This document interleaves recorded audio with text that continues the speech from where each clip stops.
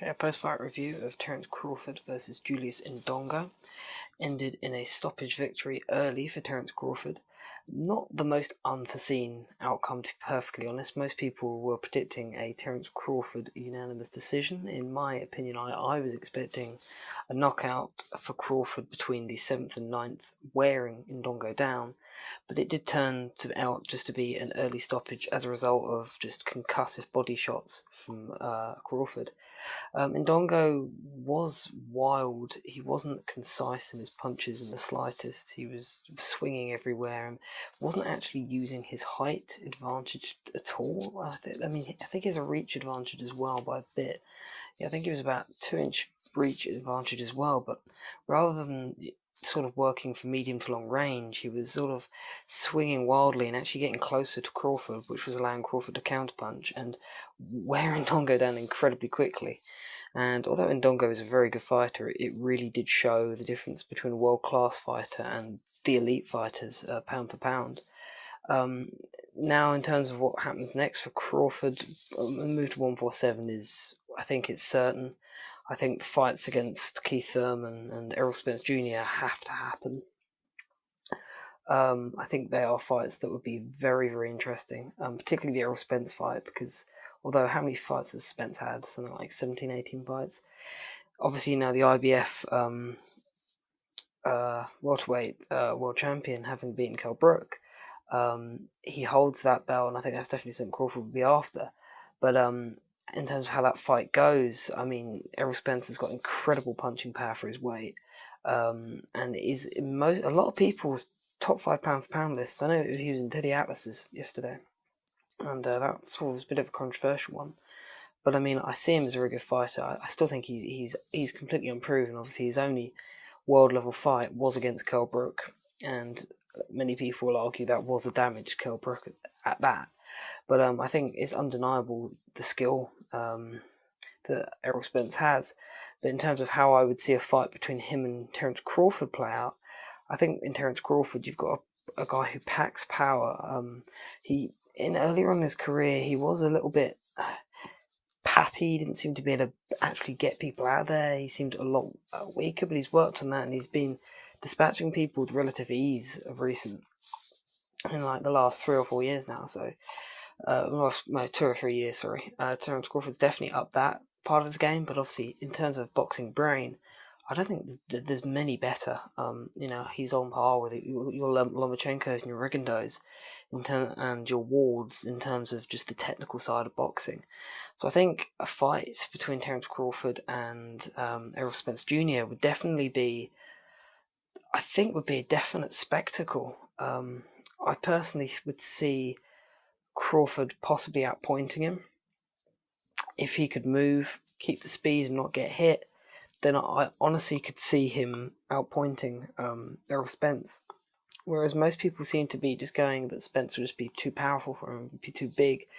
And I can see that, and I definitely think that's a possible outcome. Although I just think Terence Crawford he's a very unappreciated fighter, and I think, quite honestly, it will take someone very special and very powerful to beat him. I think Errol Spence could be that guy. But in terms of how that fight plays out, I just think Terence Crawford possibly will just have too much in the sort of in his armory in terms of skill set. Keith Thurman, however, would be a lot more of a tactical fight, I feel.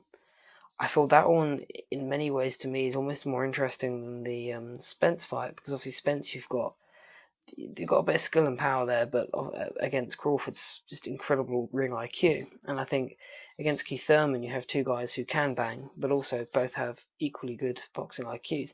So I think that matchup would be far harder to call. I know most people think that Thurman would get quite comprehensively beaten by Spence, but obviously it's styles make fights, and A beats B doesn't mean C will beat A, and it's that sort of thing. So I feel like Crawford would definitely have a harder time against Thurman, but I feel it's obviously I think he's going to have a couple of warm-up fights anyway.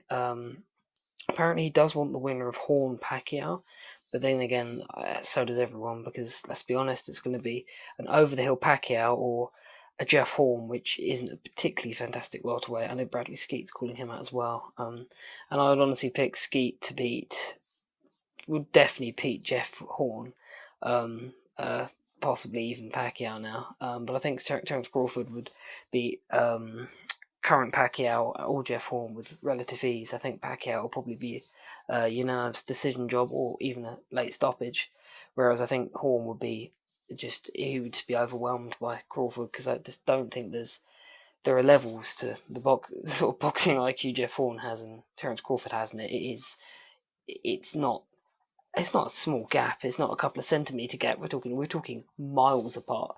So this isn't like a little gap in skill set when we're talking about Terence Crawford against some of even the top welterweights. I think when he does move up, because I think it's an if not it's going to happen. It's got to happen, and I think when it does, I can see him honestly clearing out 147. It's not going to be easy. He might take a loss on the way up there, but I can see him really doing a job up there, because I look at that division, and yes, it's a division that has got a decent amount of depth in it, but I just feel that Terence Crawford has just an incredible boxing brain. He obviously his ability to switch stances and his counter-punching ability, his concise punching style, his flexibility is, I think, probably the best pound for pound in terms of his flexibility. Maybe not necessarily in terms of he's the number one pound for pound fighter, but I definitely think in terms of his ability to just change to fit situations, I can't think of anyone better. And I think that will be a massive, massive problem. I think the only way you get Terence Crawford out there is you don't outskill Terence Crawford, you just have to try and take his head off.